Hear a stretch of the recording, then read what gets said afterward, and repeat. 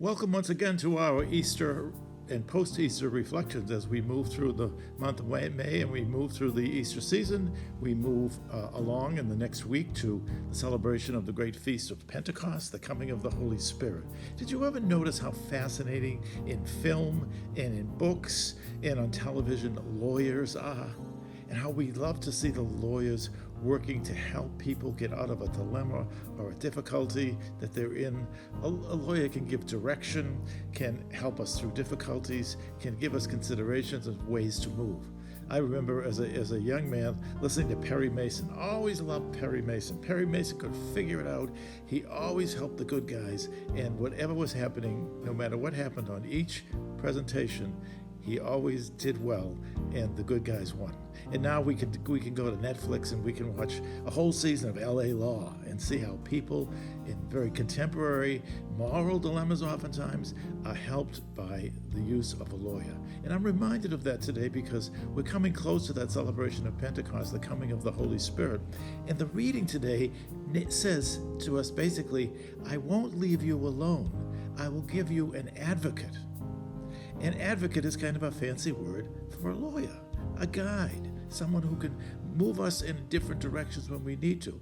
And when you think about where we are with this COVID-19 pandemic, we get stuck and we need outside help. And the advocate moves us along. So when we're alone, how do we deal with that? When we have different experiences of family life, because we're living in a very, very different situation these days, how do we move through that? And what helps us do that? When we have to deal with sickness, the death of a loved one, we need ways in which to move through it. And our faith is our advocate. Our faith allows us to see things through a different lens. It isn't always the lens we want, but it is a different lens that enables us to experience our faith in the gift of God's presence in very, very different ways. The advocate is there for all of us. And it's not very different from the experience of the early church. We don't have churches to go to anymore. We don't have Eucharist to feed us. And the disciples, after Jesus died, they didn't have Jesus anymore.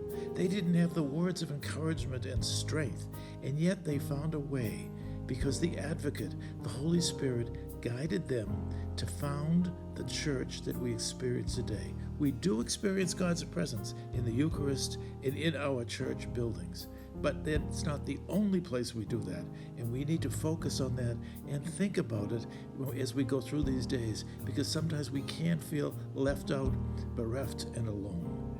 And that line in the gospel today, besides the one about the advocate, is, I will not leave you orphans. Our God will not abandon us. And sometimes it's very easy for us to feel abandoned as this coronavirus goes on, and we can't figure out whether to move forward, to stay where we are, or to move backwards. We need guidance and strength. May the gift of the Holy Spirit that's going to come more and more in the next couple of weeks into our faith experience show us that God's presence is much broader than a building and a religious service. And we are experiencing that today. Let us know it is there. And the advocate, the Holy Spirit, will help us. And I will not leave you orphans. We are not orphans. We are accompanied by the gift of God's strength and direction. Let's embrace it and see where it takes us. But let's pay attention to it. It's very, very vital and important these days.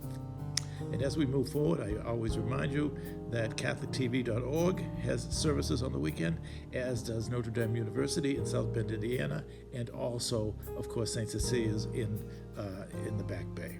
So have a great week, and we'll look forward to seeing you soon.